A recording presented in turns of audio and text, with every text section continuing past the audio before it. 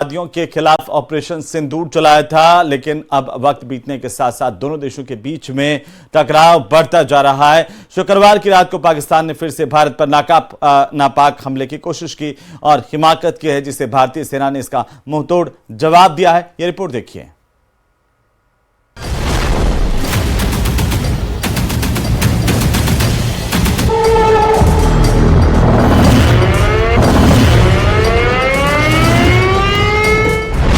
हिंदुस्तान का प्रहार, पाकिस्तान में हाहाकार।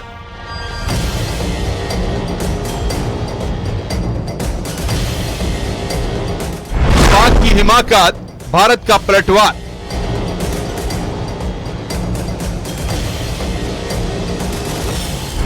धुआं हुए पाकिस्तान के एयरबेस। भारतीय सेना के ऑपरेशन सिंदूर के बाद भारत और पाकिस्तान की तनातनी बढ़ गई है। युद्ध जैसे हालात बने हुए हैं। आतंकियों पर मौत बरसाने के बाद पाकिस्तान बौखलाहट में भारतीय ठिकानों को निशाना बना रहा है। गुरुवार की रात जहां पाकिस्तान ने भारत के 15 शहरों पर हमला किया, तो वहीं शुक्रवार की रात 26 शहरों को निशाना बनाने की कोशिश की गई, लेकिन भारतीय सेना के मजबूत डिफेंस ने पाकिस्तान के हमलों को पूरी तरह बेअसर कर दिया। भारतीय सेना ने पाकिस्तान को उसी की भाषा में जवाब दिया है।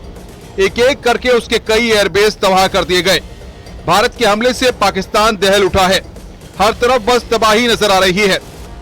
लाहौर, इस्लामाबाद, सियालकोट, चकलाला, रहीम यार खान, मुरीद, चुनिया, सुक्कुर में हवाई हमले करने की बात सामने आई है। पाकिस्तान को बड़ा नुकसान हो गया है। कई सैन्य ठिकाने नष्ट हो गए हैं, लेकिन उसकी हेकड़ी अभी भी कम नहीं हो रही है। पिछले 2-3 प्रेस ब्रीफिंग्स में भी बता चुके हैं, ये पाकिस्तानी गतिविधियां हैं पिछले 2-3 दिन से, जो एक एस्केलेटरी तौर पे देखी जा रही हैं और प्रोवोकेटिव तौर पे देखी जा रही हैं। I've said on numerous earlier occasions, it is Pakistani actions that have constituted provocation and escalation.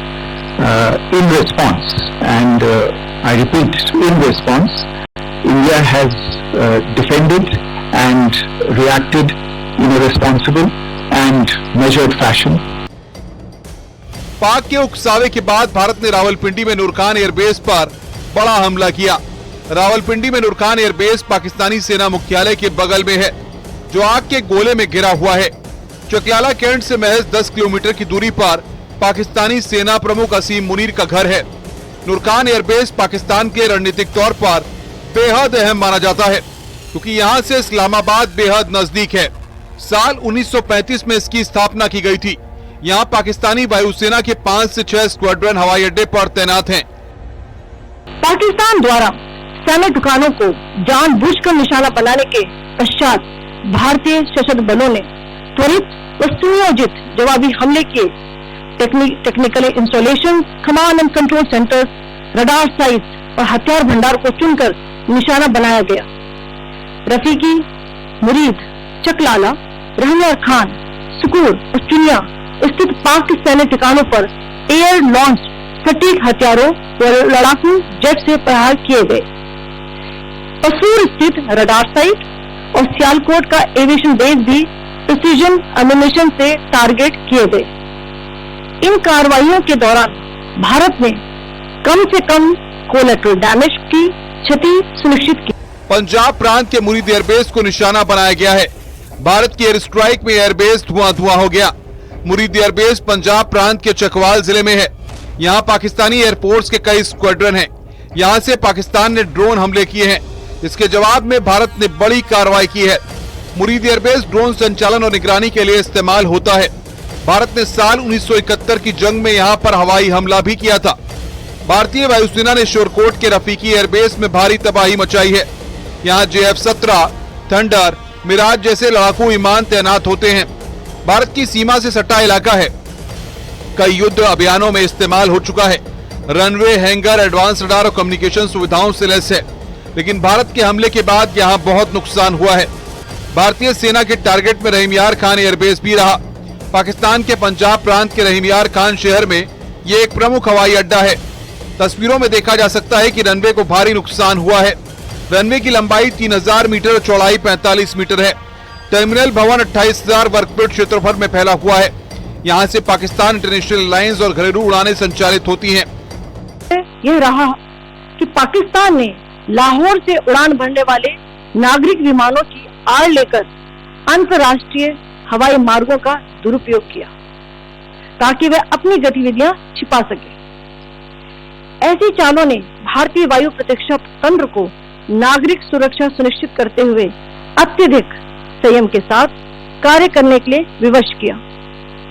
साथ ही साथ पाकिस्तान ने मिस इंफॉर्मेशन का सहारा लेते हुए आदमपुर स्थित S-400 प्रणाली, सूरतगढ़ व सिरसा के हवाई अड्डों, नगरोटा के ब्रह्मोस बेस, देहरागिरी के तोपखाना पोजीशन तथा चंडीगढ़ के अग्रिम गोला बारूद डिपो को नष्ट करने के झूठे दावे सोशल मीडिया पर फैलाए। भारत इन फॉल्स नैरेटिव्स को पूर्णतः खारिज करता है। वहीं सियालकोट में आतंकी लॉन्च पैड को तबाह कर दिया गया। ये लॉन्च पैड लोनी इलाके में था। पाकिस्तान की तरफ से यहां से भारी गोलीबारी हुई थी, जिसके जवाब में बीएसएफ ने इस आतंकी लॉन्च पैड को पूरी तरह नेस्तनाबूद कर दिया। हिंदुस्तान ने पहले ही पाकिस्तान को चेता दिया था कि अगर कोई हिमाकत हुई तो उसके गंभीर नतीजे भुगतने पड़ेंगे। पाकिस्तान भली भांति जानता है कि भारत के साथ लड़ाई में वो ज्यादा दिनों तक नहीं टिक सकता, लेकिन उसके गैर जिम्मेदाराना रवैया ने टकराव ज्यादा बढ़ा दिया है। Bureau report, news 18।